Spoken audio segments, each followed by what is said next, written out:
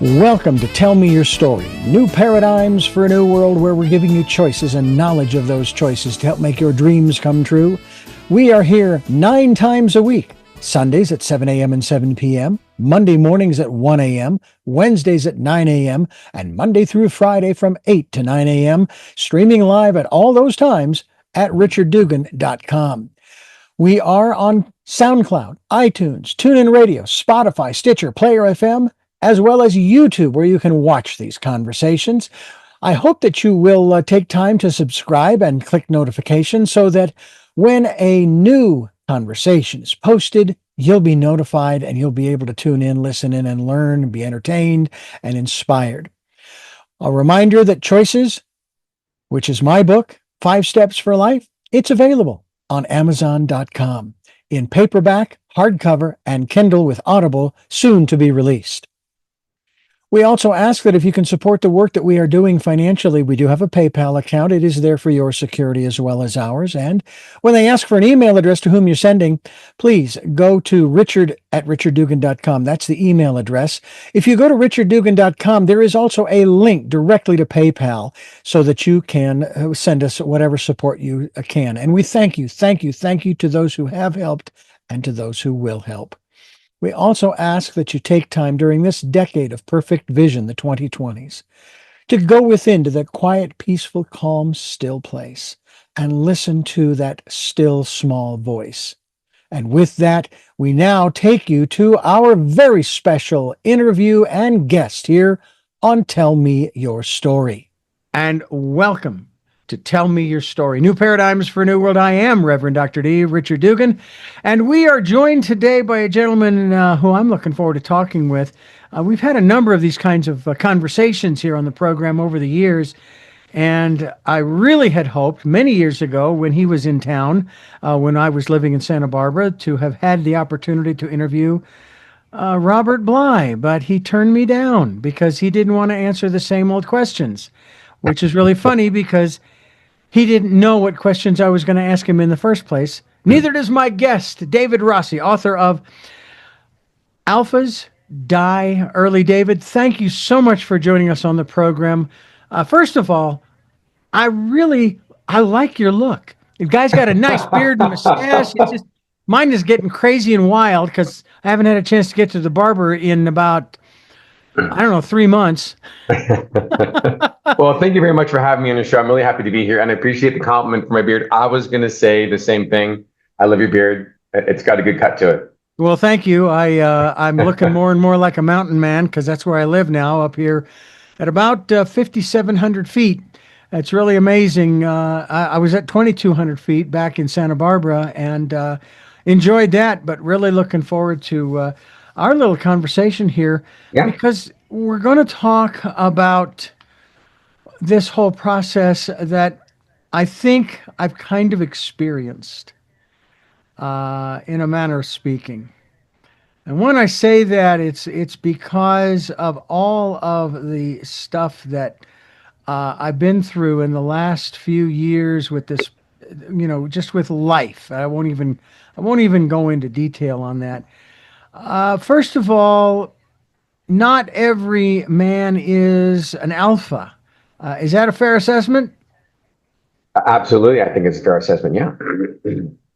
And so when we're talking about the alpha in this context, it seems to me that we may want to define what that is, because I'm sure certainly there are those who know enough Latin. They know, that's the first letter in Latin, as it corresponds to the English A. But what is an alpha in this context? Well, what a great place to start right from the beginning, right? The term really was coined through a study of wolves, and it really wasn't a term originated for male archetype. But eventually, scientists got a hold of male archetypes, and alpha became one. And it was usually an archetype that was synonymous with dominance, bravado, performance. And, these scientists and social scientists began to really define what it meant to be an alpha. And And nowadays, the definition of an alpha probably changes every time you flip your TikTok page. So the definition really kind of changes. People say that alphas should provide for their women and that women are attracted to alpha males and providers. And, what's more important, muscle or mind? Oh, muscles are more important, It just goes on and on about what an alpha really is. But in general, it's an archetype that defines kind of the lead of the pack, the dominant, the biggest, for our Darwinian perspective, since Darwin is referred to often by me. Mm-hmm. I love kind of how he defined survival of the fittest. And so as a definition, I think it changes. There's social scientists on exactly what that means, but socially it changes all the time. Mm. Well, by the way, that quote you have of Darwin's, not picking on you for this, but I remember hearing the exact quote, and it has nothing to do with the fittest. It has to, and I don't know, maybe this is semantics. Yeah. Bear in mind, semantics. It is survival of the strongest. But again, like I said, I think that's more semantics than anything else. Yeah.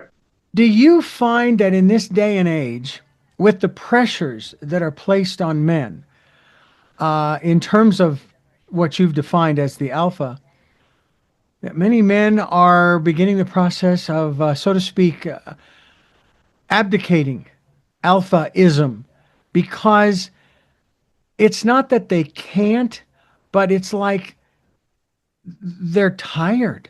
I'm 65. There's a lot of, I could go down a laundry list of things that I have had to do over the last, I'll just say 40 years or so. I've been through one marriage and a divorce. I'm now in my second and last marriage. I have no intention. I'll tell you what, I made the commitment when I met and married my present wife. I was going to do everything in my power to make it work. And we have been through some horrendous stuff, which again, I won't go into here. But do you think that, because I was actually going to use the phrase, do you think that there are many men who are beginning the process of abdicating the throne? Well, I think yes and no. It takes a lot of energy to wear a mask. It takes a lot of energy to be somebody or something else.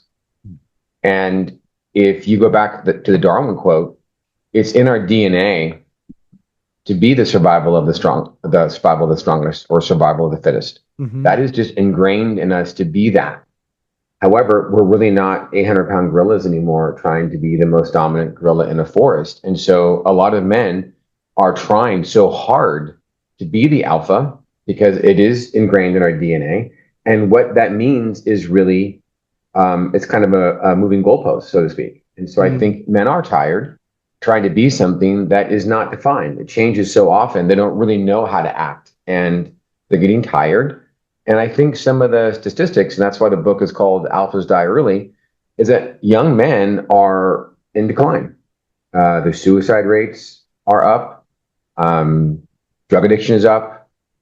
Professional degrees for men in law and medicine are down. Body dysmorphia for men is up. Young men, most attacks, domestic terrorist attacks are men. All these gun shootings are men. You'll see women out there with guns killing a bunch of people. And I think men are tired, and I think they don't know what to do, and they don't know who to be. And I think abdicating is probably a good word, but they still have a biological drive to be something. And that's where I think the confusion comes in. Mm. And it is confusion in that respect, as you phrase it. I think about my father, for example, and the examples that he set forth for me, in addition to all of the other men as I was growing up that were in my life.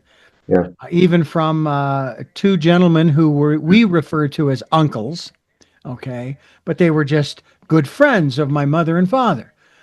There would be Saturday evenings when we would have already had our dinner and sequestered off with the television on a rolling cart into their bedroom or what have you, and the six of them, would sit down in the dining room playing pinochle.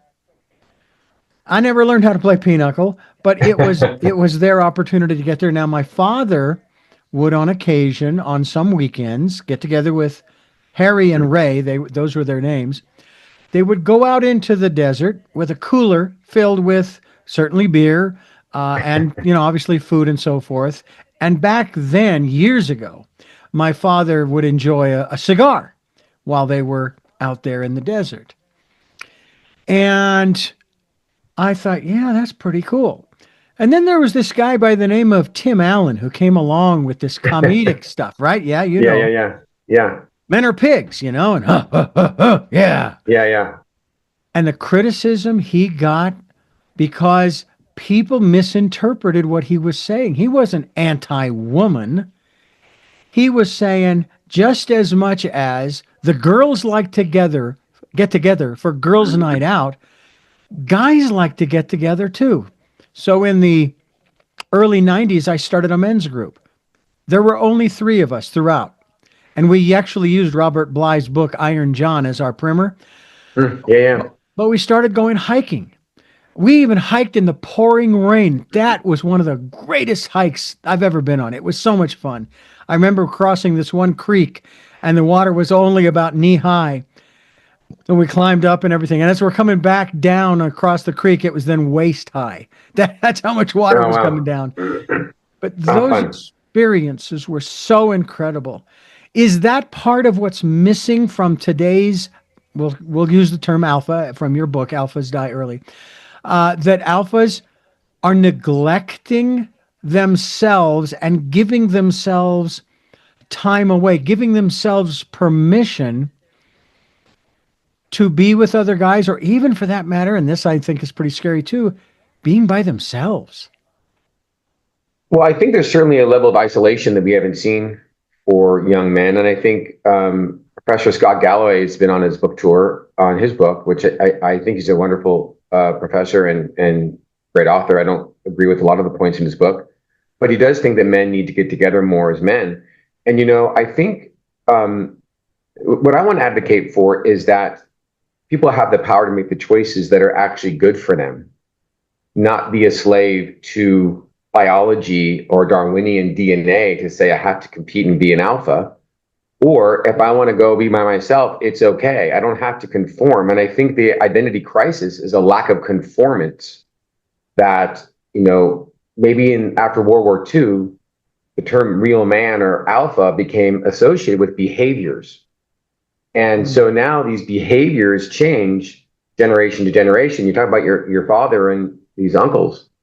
If they're going to pass down something to you, it's generational. They're telling you what a real man is. And so you get this programming as a kid and you think a real man has to do X, Y, and Z. They don't cry, they don't share emotion or whatever it is. And then you go into modern society and you see Barack Obama, who's an emotional leader. Wait, maybe I should be more like that. Wait a minute. There's a new president and he has a lot of bravado. Maybe I need to be more like that. Oh, wait. Keanu Reeves with John Wick is a really successful actor and he's a real emotive guy. Maybe you need to be more, wait a minute, Dan Bilzerian has a horde of women and maybe you need to be more like that. And, I think what I'm trying to advocate for is that people just stop trying to be anybody else but themselves. And if that means hanging out with men that you're close with, then do it. If that means hanging out by yourself, then do it. But I think the confusion of trying to pretend to be something which is biologically driven, you have that drive, you can't stop it. Men are going to be competitive. And women on the primate scale are going to be attracted to somebody who has this bravado because as a little doe, they want to be protected. And that's great. I don't want a woman who's looking for an 800-pound gorilla. I'm just not interested in a woman like that. Not that I'm judging them or saying that something's wrong with them, right. But from a biological perspective, I'm looking for something a little bit more evolved. Mm-hmm.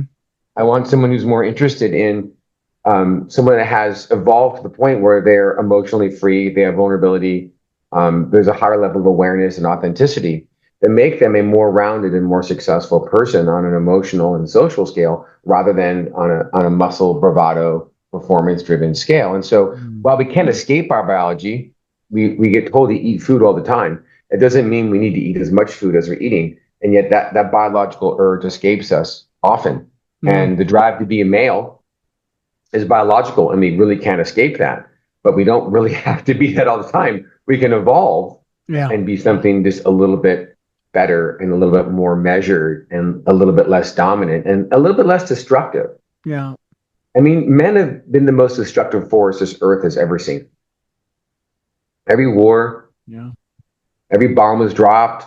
You know, the Battle of Troy was over a man's pride for his wife against another man who you know took his bride or his wife, you know, and they fought. You know, all these wars, all these fighting, you know, Rome is men. And so in the killings today, it's like there needs to be some evolution beyond the primate of Homo sapien. Mm. Does that answer your question? It does indeed. David Rossi, and davidrossiglobal.com is the website. We encourage you to get a copy of his book, Alphas Die Early. One quick question before we do pause. Is it available in Audible yet? It is not. It'll be released in early January. It will be in Audible maybe very quickly afterwards. We're going to use some AI for that. It'll be my voice. I'm going to have my voice mimicked. Oh, wow. And so it should be Audible relatively soon, you know, middle of January. Everything will be up, ebook, hardcover, paperback. I can hardly wait. I am a member of Audible, and so I get these credits once a month. And I think I haven't bought a book in a while, so I think I have 5 or 6 credits hanging out there. So come January, I'm going to get a copy of your book. As we continue talking with David Rossi, davidrossiglobal.com, and Alphas Die Early is the book. And I am Richard Dugan. And this is Tell Me Your Story. I'm Reverend Dr. D, and we're here with David Rossi. David, now, I get from you in just the short time that we've been talking, you're a very humble individual. Thank you. You don't have a huge ego in that respect. So the question comes to you: are you concerned at all? And I don't know that, and maybe it is your desire to maybe become the founder, if you will, or the initiator of a new men's movement that would allow men to seek out and find out who they really are. That seems to me sort of to be the core here, that men of today, young men, regardless whether they're young men or old men, they don't really know who they are and their place in society, that society is telling them what their place is. You know, I don't know that I have any aspirations to create a movement. I have aspirations to help men. I have aspirations to help people that have had trouble in their life, like I did. I had a crash and burn and hit reset in my life, you know, in 2016. And the book is The Path of the Omega Man, which is the last. So it's from Alpha to Omega. And that's kind of the transition. And honestly, the things that I talk about, you know, I reference a lot of psychology and a lot of other famous, you know, thinkers, Carl Jung, Joseph Campbell, The Hero's Journey. And The Hero's Journey is very similar to Nietzsche's Übermensch in one of his books. Mm-hmm. And the Omega Man is kind of the same path. I think what I want to get to with your question is that the difference between Nietzsche's Übermensch and the Omega Man is that the Omega Man ends with a spiritual ending. It ends with a spiritual path. And I think, you know, to say to find yourself, for men to find themselves is kind of a slippery slope. And I want to weave in what spirituality is and what it means to find yourself. You really can't look for yourself. If you try to look for yourself, you oftentimes go to try to find a new archetype. Mm-hmm. You try to enter the world and say, maybe I need to be more emotional, you know, maybe more beneficial for me in work to have a little bit more bravado, or I might be better with my friends if I'm a little bit more gregarious. And now you begin to start morphing your personality to find success. And the biology of you seeps in every aspect of your psyche, and it's always looking to survive. And your survival is based on the programming in your brain, the way you're raised, and the things that your dad told you meant survival in your upbringing. And that roadmap is in your head. And so your brain is constantly looking for you to survive.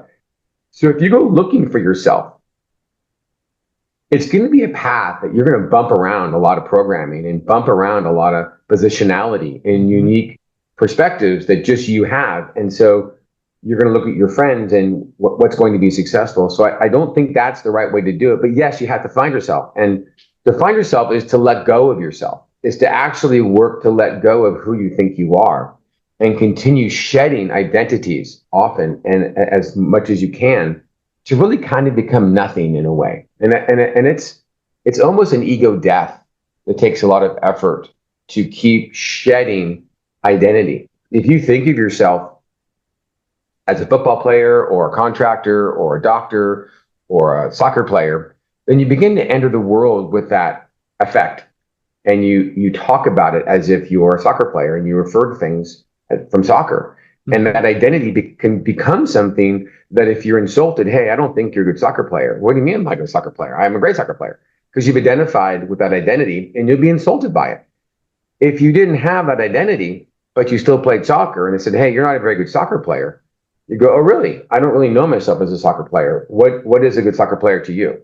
I'm not insulted by that because I'm not going to identify with it as an identity. Right. And now you can actually have a conversation about what each person thinks about that definition, just for conversation's sake.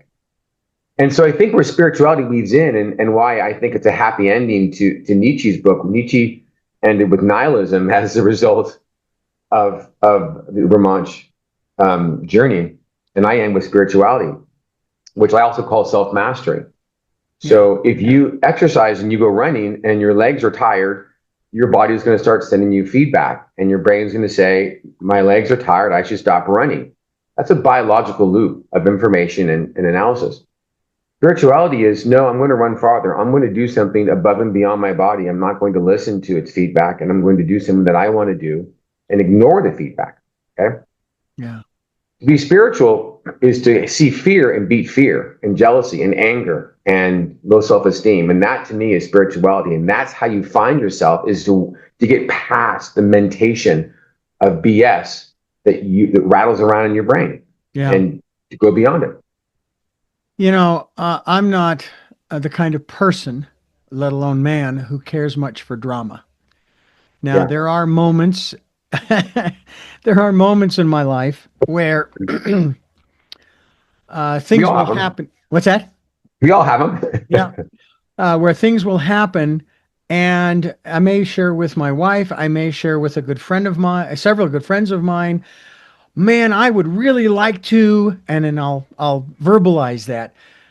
And all I'm doing is venting, because I'm not going to do that, because I also know too, especially on the spiritual level, that doesn't serve me, and it certainly doesn't serve the other person. And most likely, and I'll share this very brief example. Back in June of this year, I got a phone call. And they asked if this is Richard Dugan. I said, yes, it is. Please hold. I want to put you, let me get Julie or whatever. Yeah. Next thing I know, I'm on speakerphone, and this guy is ranting and raving and just putting me down and saying how creepy I look with the hat that I wear, and I'm one of the worst interviewers. And I don't know. And this was from one of the PR firms that I have been working with for like 20, maybe 30 years. Yeah. And I tried to get a word in edgewise, and he began to use profanity, at which point I said, I don't deserve this. I'm not staying on. I'm not hung up. Well, then, of course, I got several emails with similar diatribe minus the profanity. And then one statement at the end of the last email saying, you're just another one of those California liberal anti-Semites. I'm going, huh? But here's the kicker. When I shared this with my wife, she broke into tears. She's very protective of me, right? She broke into tears. She said, I'm so sorry they hurt you. To which I said, but they didn't. And she says, what do you mean? I says, because what he was saying, I don't own. It's what he was saying was not me. Okay. Yeah. I did not receive it.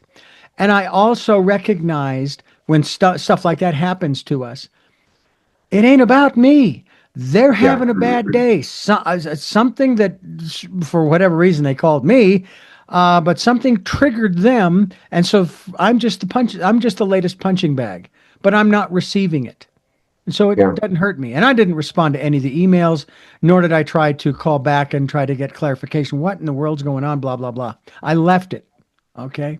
Now, some would say, well, but you didn't because you're still talking about it. I says, yes, as an example of how I don't dive into the dramas. And I don't even like dramatic movies and television shows. Now, yes, I did like the movie John Wick. I did like it because I like Keanu Reeves. And based Yeah. upon what I have seen of his personal life, that is truly the kind of man I would like to be as well, who is there for people, who shares of himself as well as his wealth, his Yeah. wherewithal, and so forth. And so we start to accumulate, don't we? We start to accumulate what? Those little bits and pieces, and maybe the right term is of those masks. Yeah. Well, I think that there has to be a distinction between a mask and and morality. Okay. I think Galloway also talks about this about men need role models, and I think that's actually not a good idea because it's not necessarily sustainable. I mean, what if Bill Cosby was your role model? Oh, sorry, not anymore. And so, what if it just isn't a sustainable thing. So I think you don't need a role model to attach to role moralities. And so you're saying that Keanu Reeves exemplifies morals and values that you find that are important, and he just is an example of somebody that can be vocal about the morals that he lives and displays daily.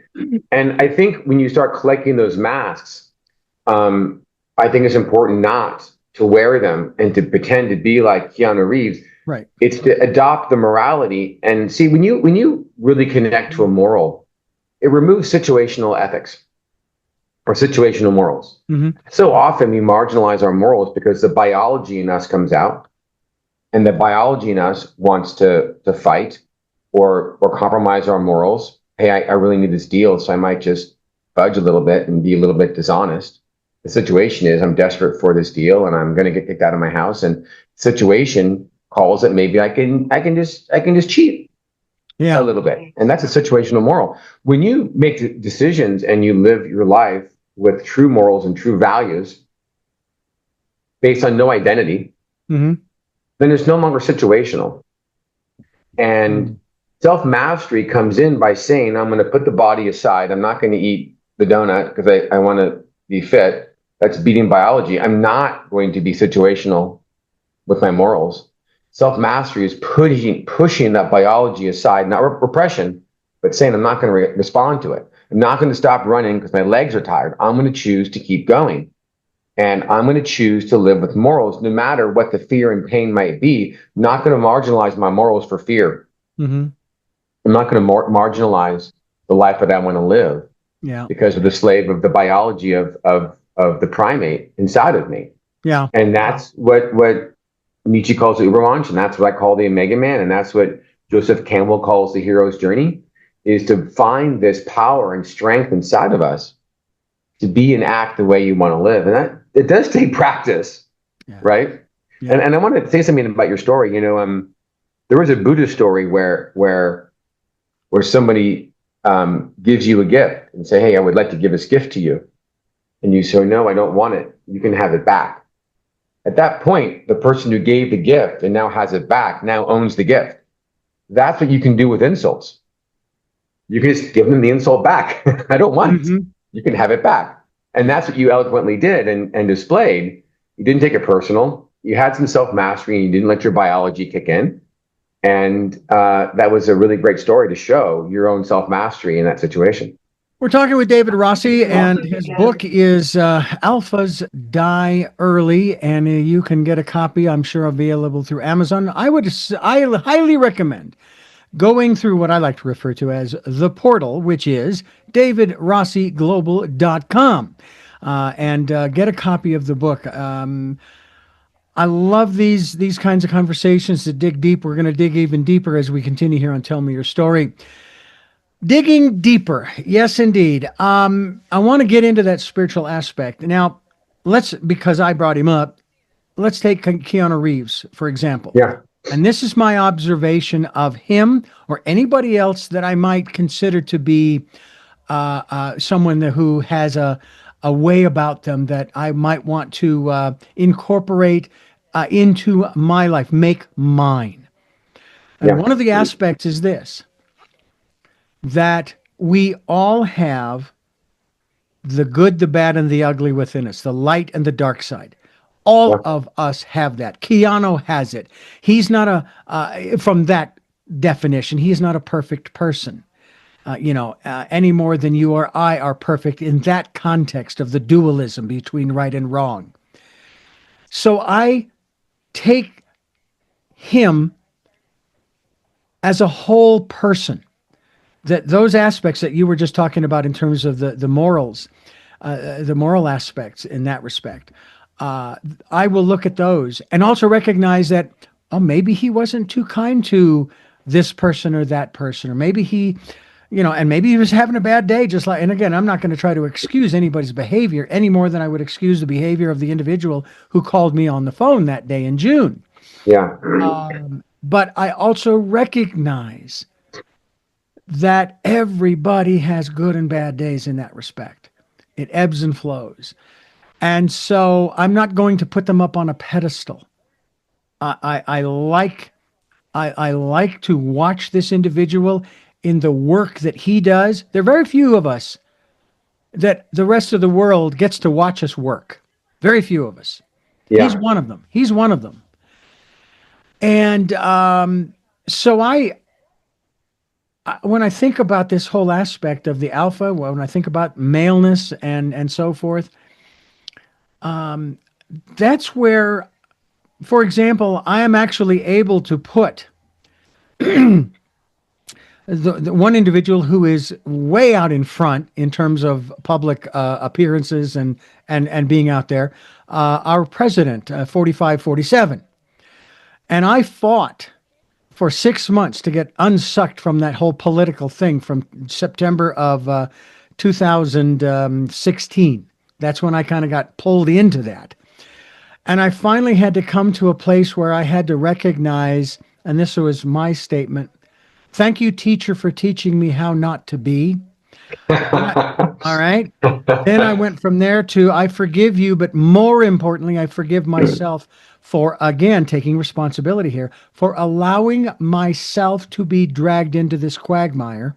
Third question, third part of this is, what is it that you are so afraid of? And I would put this to anybody who's really not, sort of, I don't want to say conforming, but willing to participate in our society in a relatively normal way in that respect. And I would say, what is it that you're so afraid of that makes you speak and behave this way? Yeah. And then when I shared those 3 steps, one of my guests said, you forgot one. I said, oh, really? I said, yeah. And they said, you also must say to this person who is a fellow human being, forget about man, fellow human being, has every right to be here, I love you. Now, I accept you, not tolerate, because tolerance has judgment in it. I tolerate you even with that beard. Okay. How judgmental. Exactly. But I accept you as a member of our society. I don't have to like what you say or do any more than you have to like what I say or do. But I do have to, but that's kind of where I am coming from in terms of sort of leveling the playing field and saying, there was someone who said this, I thought this was so beautiful, that from the Bible. It says, love your enemies, pray for those who persecute you. And they then added this, which was so fascinating to me. I'd love your comment on this in regards to what I'm saying here. They said, if you have no enemies, you don't have to love your enemies because you don't have any. And if nobody's persecuting you, okay, then you don't have to pray for those who are persecuting you. Like this gentleman who called me in June. He's not my enemy. And he's not persecuting me. He's persecuting himself. To me, that's and again, I'm not putting myself on a pedestal here, but please forgive me. I say this humbly. I'm trying to come from a higher place. Well, higher doesn't necessarily mean better in terms of a judgment perspective. Yeah, it's just a vibration that is more aligned with love and acceptance. Everybody's operating at their highest level of consciousness. So if Trump is doing the best he can, or as you put it, 45 and 47, and he's a rattlesnake, that's just what he is. There's no reason to get mad at somebody for being a rattlesnake. That's just their role in life, and that's what they're here to do. And he's operating at the highest level, and he's been programmed, and his brain is living out all of the beliefs that his success has told him he can do to continue being successful. And, as an observation, it hurts a lot of people. As an observation, it appears to be misleading and not truthful. And I don't have to hate somebody because that's the way they operate, because it's them just being the rattlesnake that they are. I'm not going to let it in my house, but there's no reason to get angry. Right. And as Mark Twain once said, forgiveness is the scent of violet leaves on the heel of a boot that just crushed it. And so what that means is, you can forgive anybody and anything because they know not what they do. And that's because the biology in them is that darkness. Like, we start with Keanu Reeves. We all have bad days. We all are human. We all have this human side. We all have this DNA. We're all going to eat things we probably shouldn't eat. We're all going to say things we probably shouldn't say. We're all going to act ways we don't want to act. We are going to marginalize our values at some limit that we just can't contain it and do something against who and what we want to be. And that's where you earn your stripes. Is the harder it is to beat your biology, is where you really win and grow, and you move the line. It's like running. I just did a 7.5 minute mile. Great. And then a month later, I did a 7 minute mile. I did a 6 minute mile. You're moving the goalposts to a higher standard of self-mastery, to say, I can operate more often without letting my body win for fear or anger or jealousy or whatever it is, which are all survival techniques, right? The human body just wants to survive, and it's just doing the things it thinks it needs to do to survive. Yeah. And so for Keanu, he may operate more often in this field where his self-mastery limits have changed and they've improved. And it takes a lot of practice to kind of have and be that person. But you have to know what you want to be. I don't want to say who you want to be. You want to know what morals you want to have to be there. And what I really postulate in the book are steps to become that. What steps do you take to actually become and live the life that you want to live, and how to pull more and more self-mastery into your life? There's another element here of compassion. Yeah. And because all 8.5 billion people have every right to be here, primarily because, well, they're here. Okay. Yeah. But there's an observation on the part of this one individual, 45, 47, that I saw 10 years ago. And I said, no. I had bullies in grade school and high school who did not give me any relief of any kind. I don't want one in the White House. But now I've turned, I've shifted, and I've said, my heart goes out to this guy, because I said back then and for the last 10 years, no one can continue to put out the kind of energy, and be clear, energy that he has been putting out, and not suffer physically, mentally, emotionally, and or spiritually. And my concern, and this is a concern, this man is committing slow suicide because he chooses to live in that space. And if there were a way to, and again, everyone, we all have choices. I write about this in my book, Choices, 5 Steps for Life. This is the way he has chosen to live his life. So if it ends his life, some would say early. My father lived to be 91. So he's got another 11 years that he's got to go if he wants to outlive my dad. But the point is, we cannot function in those energies and expect the body, the mind, the emotions, and the spirit to not be affected in the context of, shall we say, a negative way. Yeah. And this is where a lot of our diseases come from, right? Absolutely. It comes from that kind of mentality. I mean, stress makes your face red. Prolonged stress is going to make a lot of problems for your body physically. Your body is a physical manifestation of your mind. So if it's dark and dirty in there, you're gonna wear it, and you're gonna have this dis-ease, and you're gonna have disease, and that's just the way that it is. But frankly, I've gotten to the point where you got to find some value in something, and I don't mean whitewash something over. No, no, You no. know, Mm-hmm. for me, 45 and 47 says, let's bring awareness to abuse and the corruption of our government on all sides of the aisle. And he's bringing a lot of awareness to how broken our system is. And so for that, I'm grateful. I'm not grateful of how many people that it hurts. And I'm sorry for the suffering, but that's really not my problem. And it's not something I can do anything about except have a really positive outlook on life. And I don't mean a whitewash positive outlook. I mean an outlook that's realistic and says there are some benefits to the awareness that's being brought to the table on both sides. And so there is some benefit to that.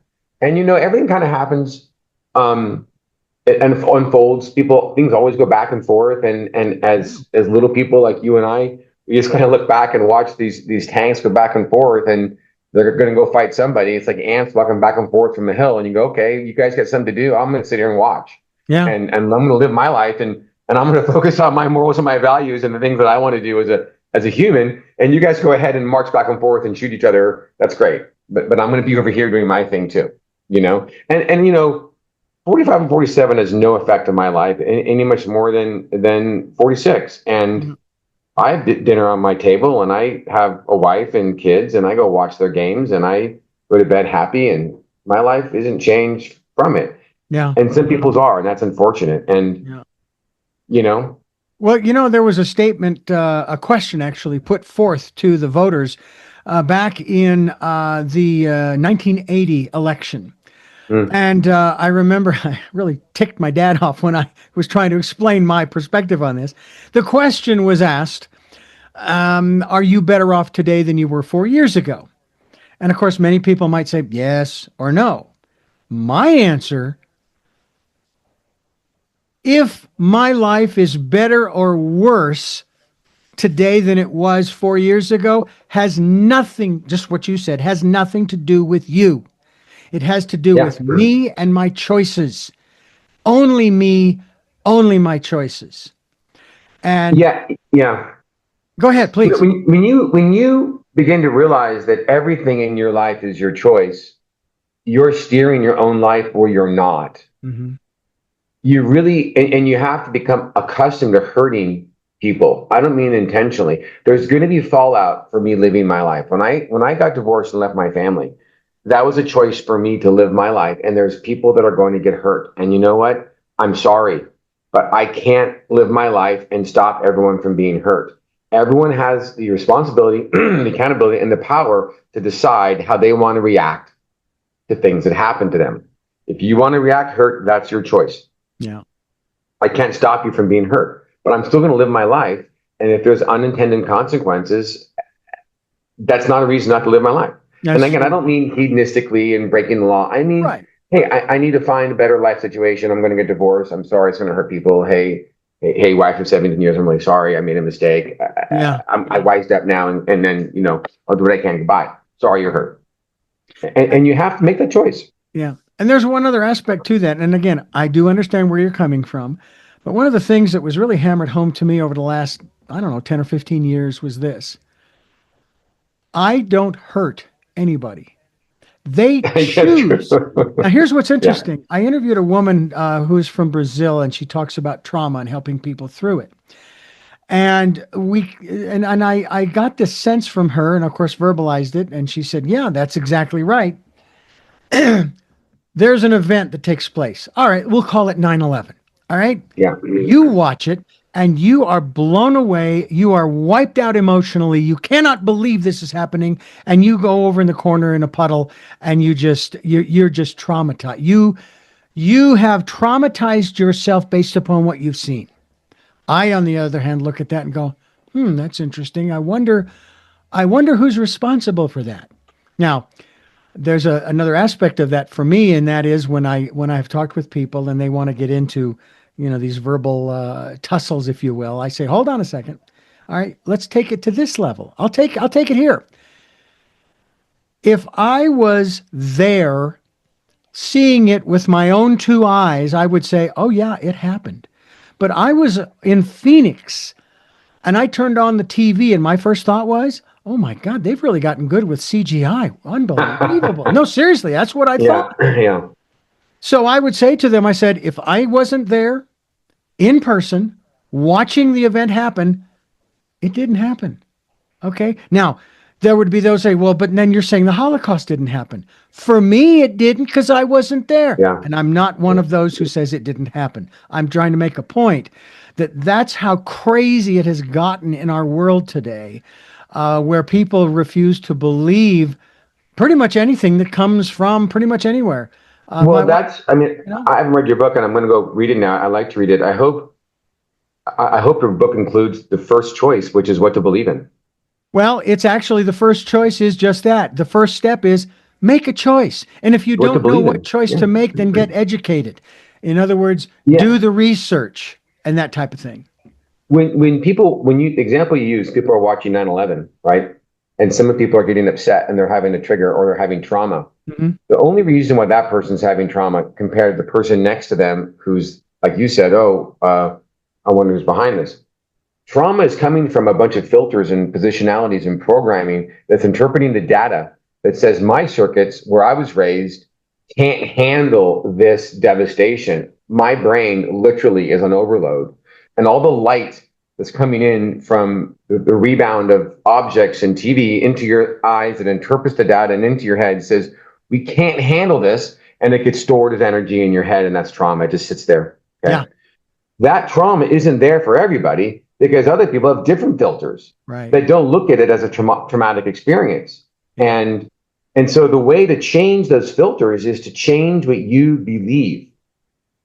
Somewhere in that, the belief is there's a famous Greek philosopher Epictetus that says it's not events that make you angry, it's your belief in them that does. And so Mhm. when you believe this shouldn't happen, okay, and it does, that's traumatic. Yeah. And that belief just completely shatters your brain. But you can also say, I'm going to believe that these things do happen. I'm going to believe that anything can happen. And when you change those beliefs, now, just because you believe it consciously doesn't mean subconsciously your brain adopts it. You have to reprogram your brain to a new belief structure over time. I say believe it until you believe it. So when you consciously believe something, your subconscious mind will eventually believe it as well. And then as an automatic reaction. So the automatic reactions to 9/11, one's trauma, one is not, because it's the subconscious mind's belief that this should or should not happen. That's And so fascinating. it's a choice to what to believe in. Yeah, exactly. David You, Rossi you is want my to believe, guest. yeah. Yeah, no, we'll come back to that. I want to remind them of your book, and that is Alphas Die Early. And the book is available at Amazon, and also the website is available, and it is davidrossiglobal.com. And this is Tell Me Your Story. I'm Reverend Dr. D. Richard Dugan. He is David Rossi, and we are talking about a lot of different things related to Alphas Die Young. And I'm curious as to at what point in your life as a person, as a male, whatever category you want to put that in, you said, you know what, this is important. My observations are this, and things aren't going real well for the alpha male, if you will, or at least the context thereof. And I need to tell somebody. I got to put it in a book and maybe podcasts, or in this case, a website and so forth. What was the catalytic moment for you?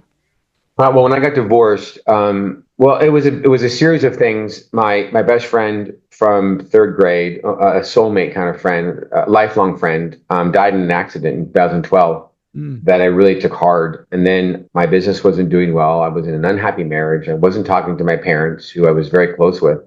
And an old football injury came back in my back, a slip disc. I was about to have back surgery. And I just sat there just thinking, how did I try so hard to be the opposite of this, and I landed here. I'm talented. I work hard. I have good work ethic. I have a good education. I came from a great family. How did I land so squarely in a pile of dung when I tried so hard not to have that happen? And so that's kind of when I hit reset. And then I heard a Leo Tolstoy quote, "What if I lived my whole life wrong?" And in that book, Leo wanted to be a musician, and everyone pushed him to be a judge. and he lived this life as a judge his whole life, and he was miserable and he died. He says, what if I should have been a musician? What if my whole entire life was lived wrong?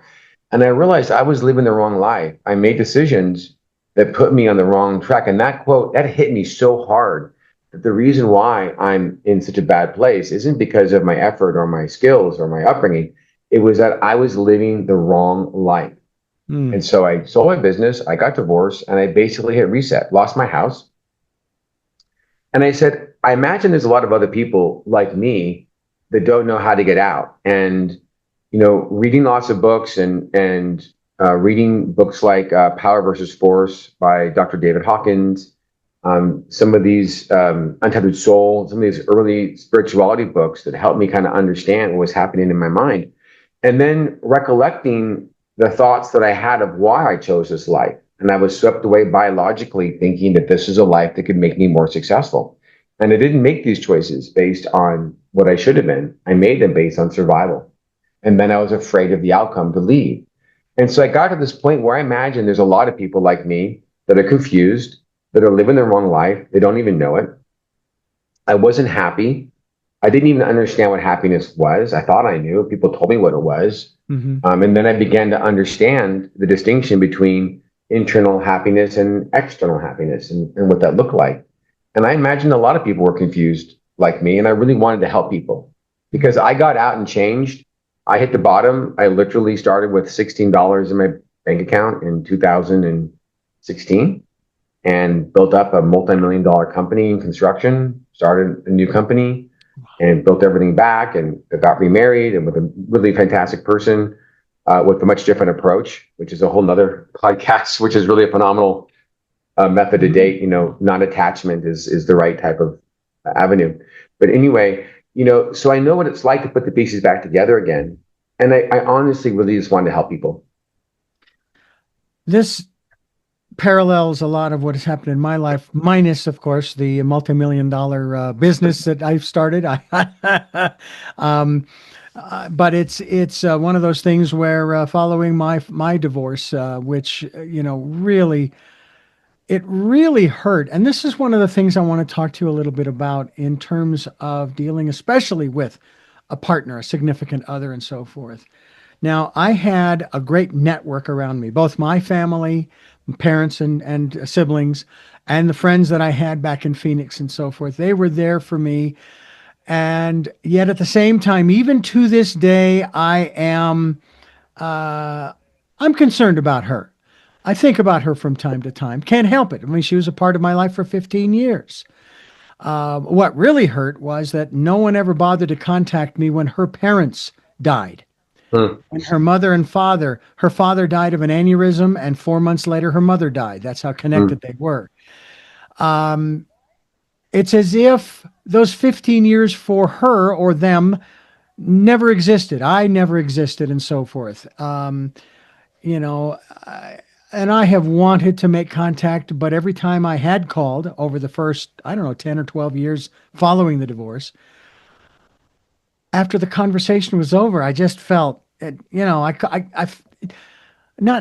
just felt icky. It's like, because she was still in that depressed place. And she's chosen that for her life.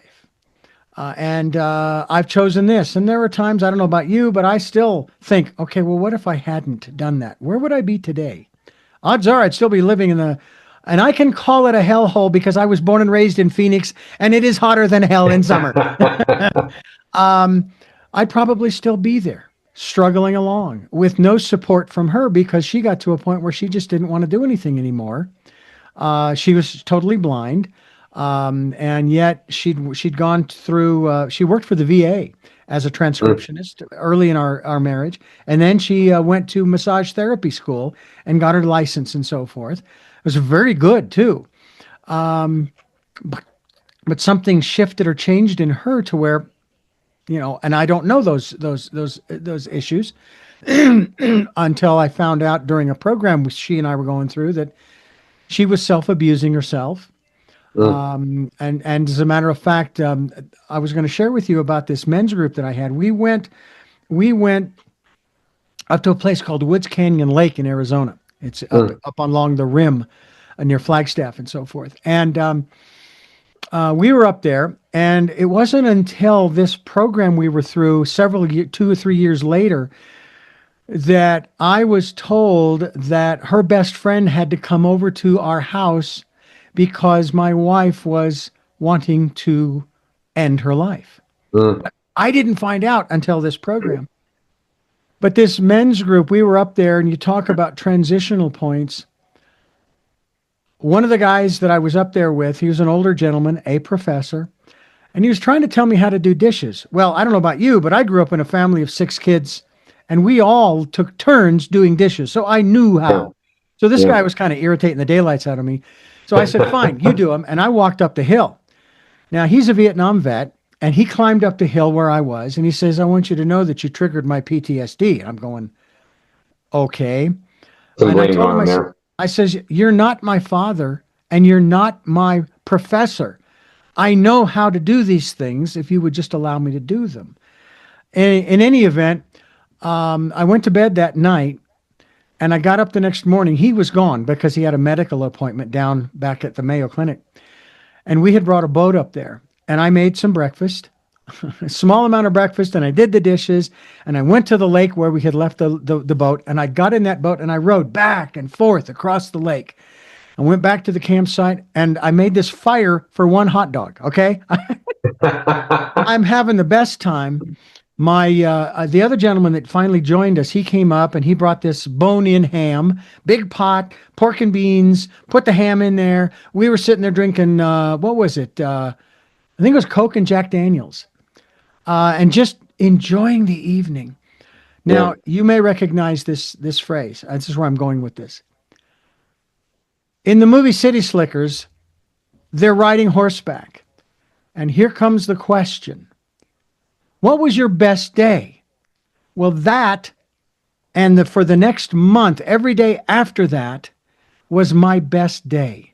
And I shared that with my parents at a dinner once, years later, saying that, yeah, I really believe at the age of 33, that was the experience where I became a man, because I stood up for myself.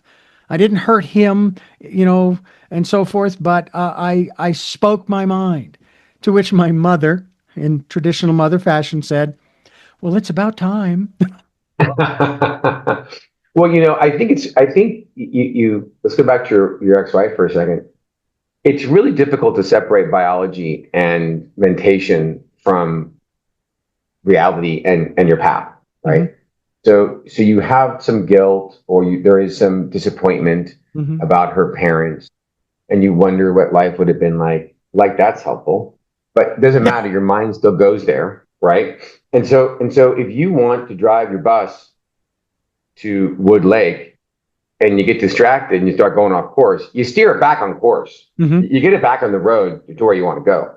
If you start thinking about things that really aren't helpful, like, I wonder what, it doesn't matter. Just get it back on track. Just to drive it, and people do not steer their mind away from these thoughts because they think these thoughts are actually them. Now, I didn't have these thoughts about your ex-wife. You did. And you did because she's relative to your life and her parents, and something happened at that moment that your mind said, I should think about this. This might actually help me. Now, there might be an emotion you're unaware of that your mind is now trying to protect you for, and you start thinking about something that you have no idea why you're thinking about it, and you aren't. And it produces absolutely no value. Zero. Now, it could create some value if you think about, why am I thinking about this? Maybe I do need to reach out.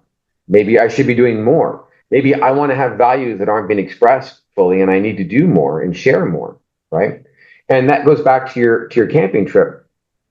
To be vulnerable and stand up for yourself, you're putting yourself in a position of risk. But that's what it takes to be a real man, to me, is to be able to say the difficult things you need to say when you need to say them. And I think vulnerability gets a bad rap. It doesn't mean you're running around crying on everyone's shoulder. It doesn't mean you're spewing emotions and you're milquetoast on the ground. It means you need to say the things you need to say when you need to say them, regardless of being afraid or regardless of the outcome, because they need to be said. Yeah. And people can't speak when they need to speak. And they can't speak honestly half the time either. And Yeah. so what you did is you showed the ability to be vulnerable, which takes strength. And I know it doesn't look like vulnerability, which people think is a more different phrases than calm Yeah. this guy, put him in his place. But it is vulnerable. It's vulnerable because you risked some guy attacking you and you risked escalation, but you still need to say what you needed to say. Yeah. And that's what it means to be a man, is not to be afraid of an outcome. And that's back to lactic acid. When you run again, it is biofeedback in the form of fear. If I say this guy might come off on me, but I still need to say it. So I'm not going to react to fear. I'm going to say and do the things that I need to do. And I'm going to spit it out and say it. Yeah. And it's amazing too. We've referred to the two sides of the aisle, if you will, or more than two sides. Yeah. And I'm noticing that there are so many people who are in that place. They're afraid that they're almost lockstep with the talking points and so forth. For example, I think about these phrases of, all the progressive Democrats, they want to take away our guns. Yeah. And I say, well, I don't know that I'd call myself a Democrat, but I consider myself progressive, and I don't want to take away your guns. I hope you are there when the manure hits the fan, and you are there with your gun to help the rest of us around you who don't happen to own. So don't lump Yeah. us all in one thing, and that's one of the things that's so disturbing to me. And it's the same thing on the other side too. They make these statements about the Yeah. other side. It's like, no, stop it. And then the name calling. That's the thing that gets me more than anything else. It's like, would you please explain to me, not you, David, but the person or The people, pundits. Yeah. The politicians. Yeah. how is name calling helping solve our problems, dealing with our challenges? If And you're this go lying, are you allowed to cut corners to kill a deer? allowed to cut corners? Yeah, if you're a lion, can you play dirty pool to kill a deer? Can Nope. you trip it? Lions will do anything to kill something. It's just a lion. They're gonna do whatever they can do to kill that deer. Yeah.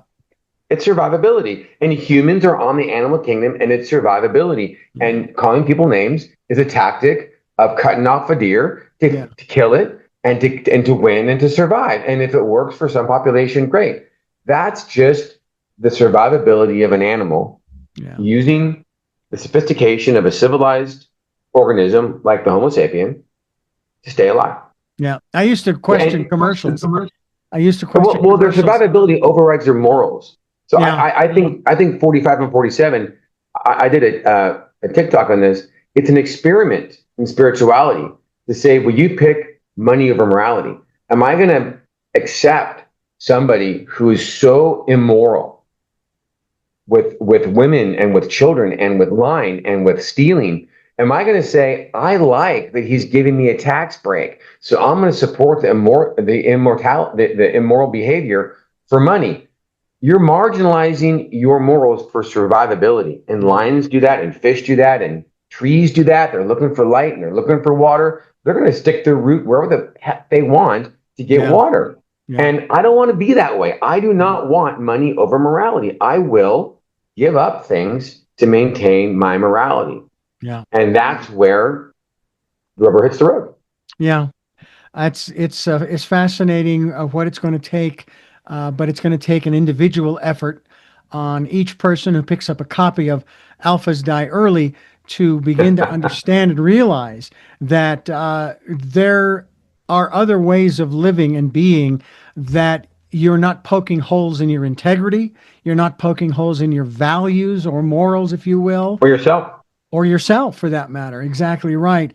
And again, I say this with compassion, that I'm hoping that somewhere down the road, if it isn't already too late, that somebody gets to him and says, look, you may be putting out that you got a perfect score on your medical report, but that isn't the truth. We can see it.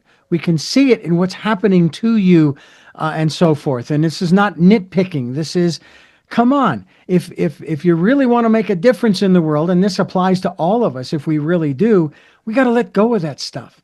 And it's time to shift. I look at that and say it's just survivability. Yeah. I mean, you have to look at people like animals and ask yourself, is someone acting like an animal, or are they acting beyond the animal? Yeah. Nietzsche said that humanity is crossing a ravine. I call it the vector of self-mastery, but Nietzsche called it a rope stretched across a ravine. On one side is the beast, and the other side is God. And all humanity is intended to walk across this rope and traverse it to become less of a beast and more like God. And it's a treacherous journey, and you're being pulled back.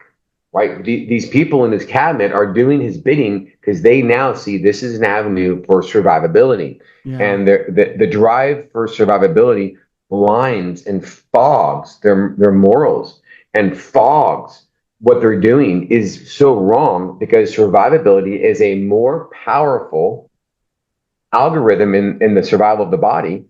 To survive is more powerful than morals, Yeah. but that's what makes you an animal and not something bigger and better. When I ask you about this process on a spiritual level, one of the things we've been promoting since September of 2019 has been to encourage people to spend some time during, at that time, it was the year of perfect vision, 2020.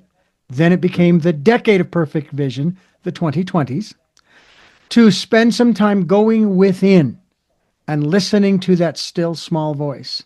Yeah. Tell me about what that means to you and how important it is to all of us, male or female for that matter. But in this context, we're talking about the alphas, to get back on the path, get out of the fog, that kind of thing. Well, the first thing when I do when I hear my little voice is I ask myself, is it real? Is it trying to trick me? Is it rationalization? Because rationalization is so insidious and it's almost impossible for the human mind to understand the distinction between reality and a rationalization that's based on a fear or an illusion. The human brain has way more power than we even understand. It can have us see things to survive. It can make things up, and it believes it. So when I do hear and go inward, I really try to spend a lot of time on discernment to say, is what I'm hearing match the higher level of standards that I want to have for myself? Mhm. And also to find acceptance and compassion, regardless of what it does to me, because to have those traits doesn't really cost anything.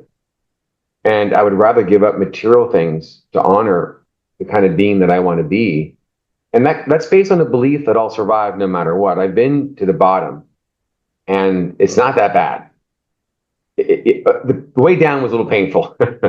But the point is that I don't want to live a life where I can't honor the real most important things that make us human, Mm. like love and compassion and reverence for life. Yeah. And to dishonor those for the survivability of an animal just isn't becoming to me. And when you recognize that, when you recognize you have that power to live beyond the animal, and you really have to lean in and listen to your inner voice, Yeah. and you have to discern your inner voice, that's really where you become immensely powerful. Mm. I mean, it's paradoxical because most things are paradoxical in spirituality, right? It's strength through letting go. Mm-hmm. You know, it's Yeah. it's um it's hearing through noise. There's always paradoxes of saying there's strength through weakness. And I think when you become that unmarginable, you have a lot of power. And I don't mean like in a bravado way, but you can contextualize information and not be a slave to just running around surviving, Yeah. I you do know? find it interesting when you talked earlier about saying what needs to be said. And I find it interesting that there are those who will say, well, yeah, but I don't want to be politically correct. Do you know that it is possible for me to say the things that I need to say on this program or elsewhere? I will even preface it by saying, these are my observations. I'm not putting this on anybody else. I would never do that. Okay. My thoughts are my thoughts. They should not necessarily be those of everybody else. God forbid. What a boring place that would be. Yeah. But it's taking responsibility. I constantly hear about, the First Amendment, right of freedom of speech. Yeah, but with that comes responsibility. And if you know that the person that you're talking to is on the edge, okay, and you start using inflammatory language in front of this person, and then they reach out and slug you, that's on you, pal. Yeah. Yeah, you can have them arrested for assault, sure. But you can say what you need to say. But it's almost like know your audience kind of thing, right? Yeah. I mean, there's a lot of things I don't say because I don't need to say them. Right. But if I need to say something, I'm going to say it. Sure. And you know, that's kind of a key success with my wife. If I need to say something, I'm going to say it. And if I don't need to say it, you know, I'll tell you a funny story. When we first started dating, we went and traveled together, and then we got back from the trip, and I said, hey, you know, there's some things about this trip that really didn't work for me. So I need to decide if I can accept them. I just want to be transparent and tell you I need to evaluate some of these behaviors that I need to decide if I can accept. And I don't want to give you a false hope that we're going to stay together after this analysis. And I wanted to be really transparent, and I don't want to mislead you. And I just want to tell you that I gotta come to grips with this. And she said, well, what are they? Well, I can't tell you. Why don't you tell me? Well, it has nothing to do with you. It has to do with me deciding if I can accept it. And if I tell you, you're going to try to change those behaviors to remain in the relationship. And I don't want you to do that. I don't want you to change, and I don't want you to change for me. And I have to accept these. I'm going to have accountability for what my boundaries are. And it's not on you. And then these things will never create resentment in me because I own it. Mm-hmm. And that's just accountability. Yeah. That to me is part of what's missing in our country, but in our world in general is whether you want to use the word responsibility or accountability, whatever the case may be. Over the course of the last 10 years and following 45, 47, I've come to the place where, and I saw this in 2015, I'm going, wait a minute. I already played this game back in the early 80s. Victimhood was the game. Right. And I won because I don't play the game anymore. I take responsibility. And so when I hear they did this to us and they did that to us, I'm going, no, we did this to us, or I did this to me. It's not somebody outside of myself that did it.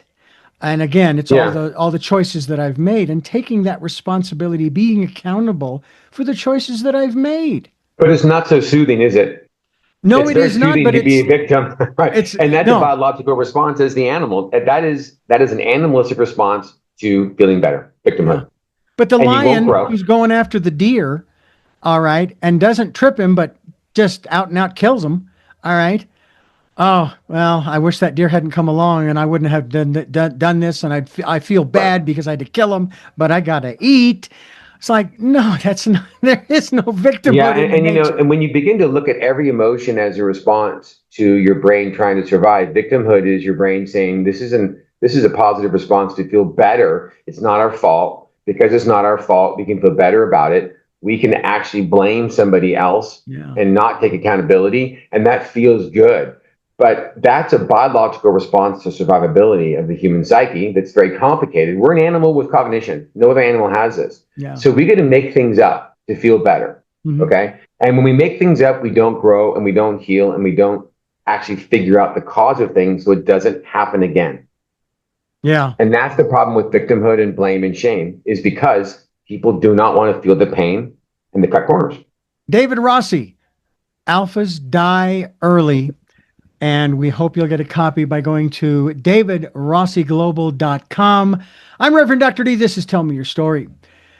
This is always a fascinating deep dive into maleness, into humanness, and so forth. And David, I want to thank you for taking us, no, not down the rabbit hole, but on this path to a greater understanding and awareness of who and what we really are.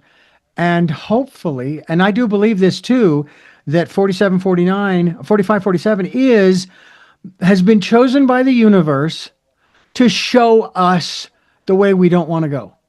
And to show us, as you shared earlier, some of the issues, the challenges that we face, both in this country as well as a global community and so forth.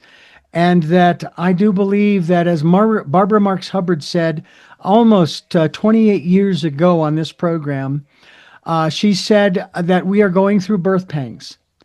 And you and I, we've never had children, so we do Yeah. not know what that is like. By the same token, we can understand at least that it ain't easy.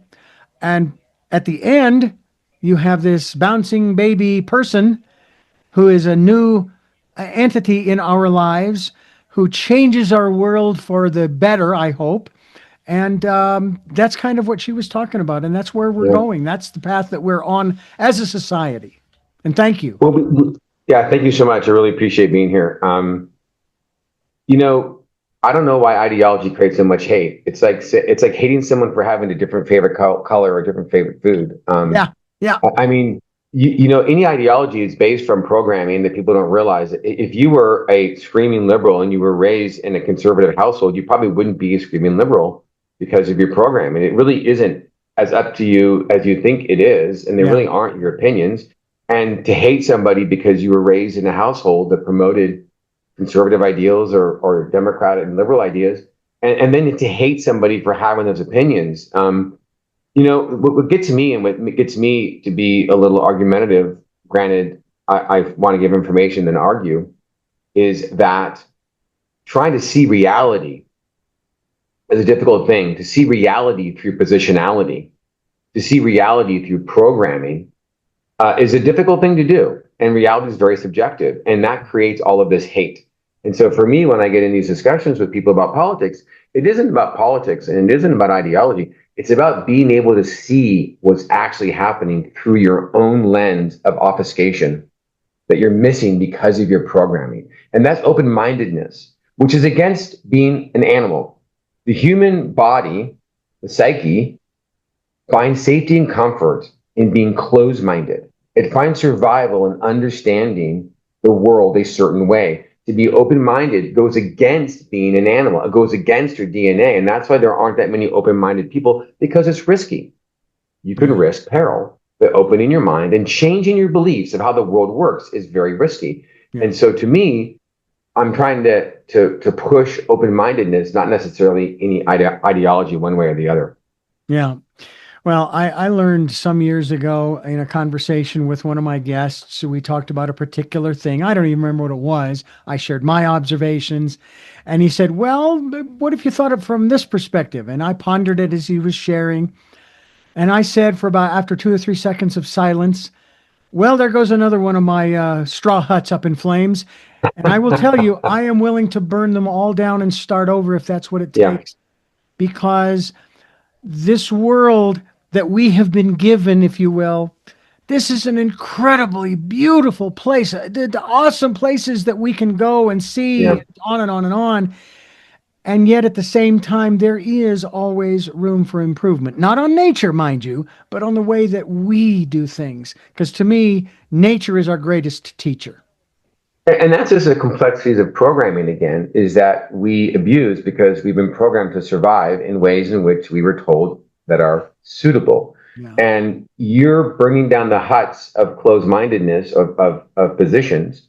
You have now shifted and said to yourself subconsciously, being open-minded increases my chances of survival more than closed-minded.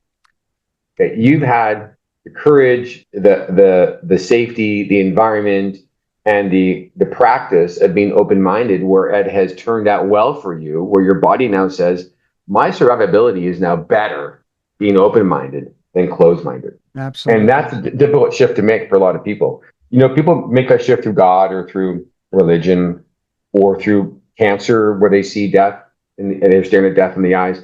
They at some point say to themselves, I'm going to let go of the ideology that I think keeps me safe and be open-minded and look at other perspectives. And that's a very powerful shift. And it is against DNA. Yeah. Well, I don't know. I've kind of been there most of my life. Yeah. I've been stirring the pot of sorts, not antagonistically, mind you, but asking those questions that the powers that be, if you will, and those people who are into that particular philosophy don't want those questions asked. Because they just don't. I mean, for whatever their reasons are. So there you go. But I appreciate your participation in what we're trying to do here. And before I let you go, I have 3 final questions I ask all of my guests. Sure. which I have a feeling may end up turning into a book one of these days, taking all of those Great. statements. So be prepared. All But right. before I ask you those questions, let me thank you for listening to and watching Tell Me Your Story. New paradigms for a new world, giving you choices and knowledge of those choices to help make your dreams come true. We're here on Sundays at 7 a.m. and 7 p.m., Mondays at 1 a.m., Monday through Friday from 8 to 9 a.m., and we're also here 9 a.m. on Wednesdays with our special edition of Tell Me Your Story. We are podcasting with all of those programs on SoundCloud, iTunes, TuneIn Radio, Spotify, Stitcher, Player FM, Blueberry, iHeartRadio, Amazon Music. We're on YouTube where you can watch these conversations and also let you know that all of those times I mentioned before are streamed live at richarddugan.com. We ask you to go to Amazon to get a copy of my book, which is Choices, 5 Steps for Life. And we also hope that you can maybe leave us a tip. Our tip jar is called PayPal. And there are links to both Amazon and PayPal on the homepage of richarddugan.com. And finally, I'll repeat it one more time. Please take the time during this, the decade of perfect vision. Take time to go within to that quiet, peaceful, calm, still place that no one else can get to. David, I used to search on the planet for some place I could go, maybe the top of Everest. No.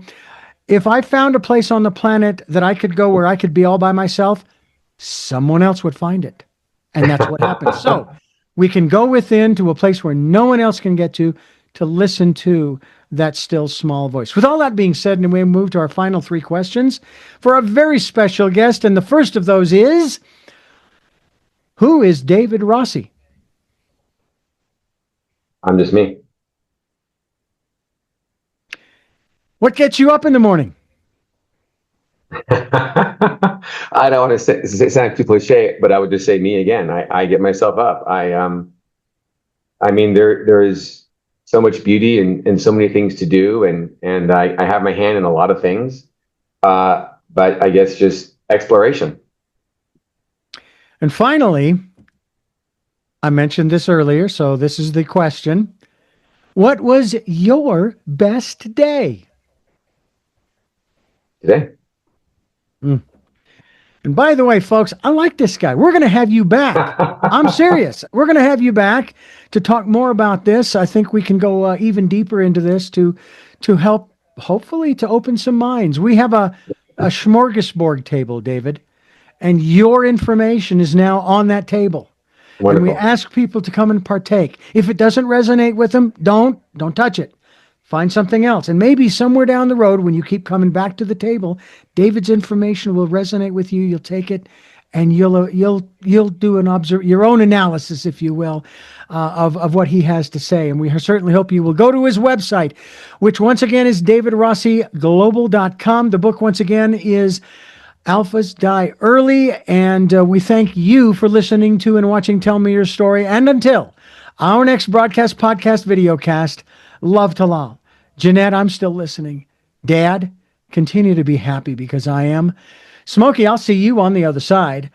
Mike, thanks for being in my life and letting me be in yours. And to my dear friend Zorro, aho, aho.